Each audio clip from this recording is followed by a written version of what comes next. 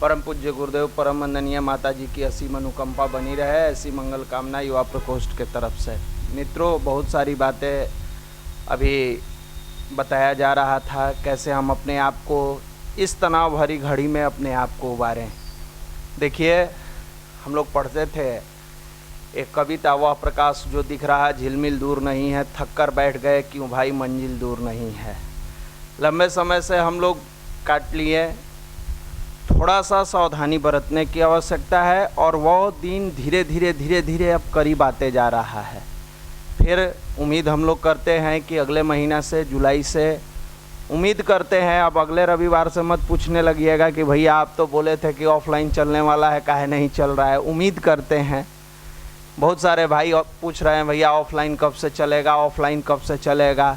उम्मीद करते हैं कि जुलाई से हम लोग फिर ऑफलाइन सोशल डिस्टेंसिंग का पालन करते हुए सरकार के आदेश के बाद फिर से अपना कार्यक्रम शुरू होगा और फिर से तब तक हम लोग संयम बरतते रहें, मास्क का इस्तेमाल करें, हैंड सैनिटाइजिंग का समय समय पर प्रयोग करते रहें।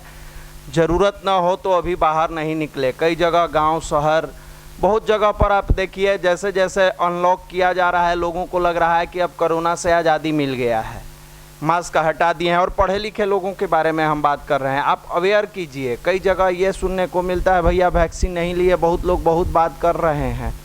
मेरे मित्र, आप सबसे निवेदन है, सभी भाइयों से निवेदन है, खास करके युवा मंडल से जुड़े हुए सभी भाइयों से निवेदन है कि आप स्वयं वैक्सीन लें और दूसरे को प्रोत्साहित करें, जागरूक करें।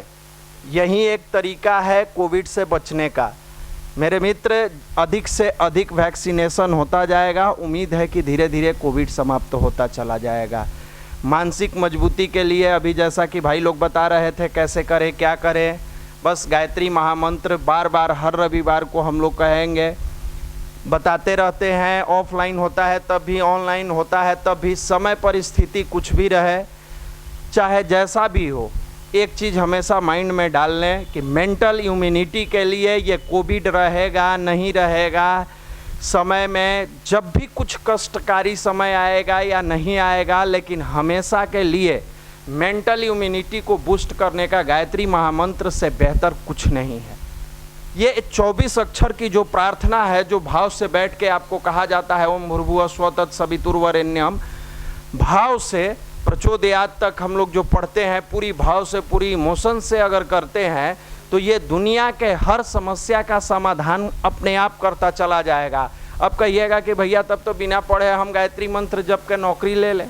बहुत सारे ज्ञानी भाई हमारे बैठे रहते हैं, अब कॉपी किताब को रखो, भैया लोग बता दिए हैं गायत्री मंत्र से दुनिया के सब समस्या का समाधान होगा तो बेरोजगारी भी समाप्त होगा। नहीं मेरे मित्र, ये गायत्री की साधना करने से आपके अंदर की निगेटिविटी समाप्त होती है, आपके अंदर का आलस्य समाप्त होता है, आपके अंदर की जो बार बार संकुचित सोच होता है ये समाप्त होता है, विचार उदार होता है, आपके जीवन से आलस्य समाप्त होता है, सोचने की कैपेसिटी बढ़ती है, वर्क इफिशियंसी बढ़ता है, गेनिंग कैपेसिटी बढ़ाता है, रिकॉलिंग पावर बढ़ाता है।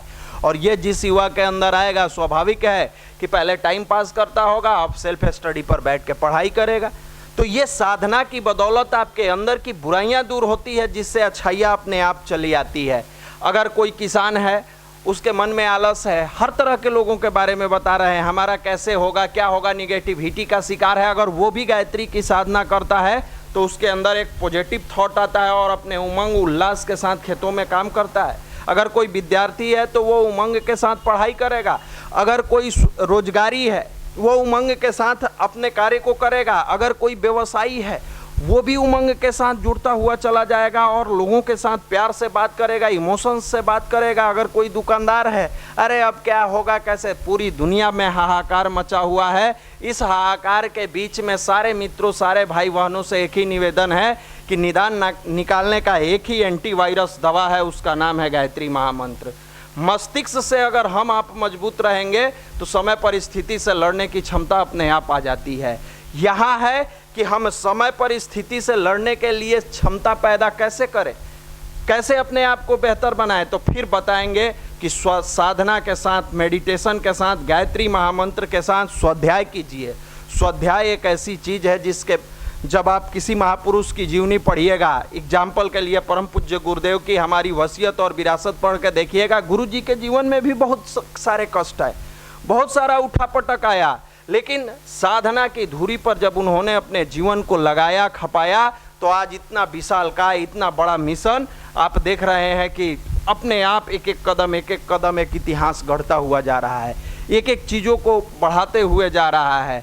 आप एपीजे अब्दुल कलाम जी की कभी जीवनी उठा के पढ़िएगा, अग्नि की उड़ान, जीवन में बहुत सारे कष्ट आए।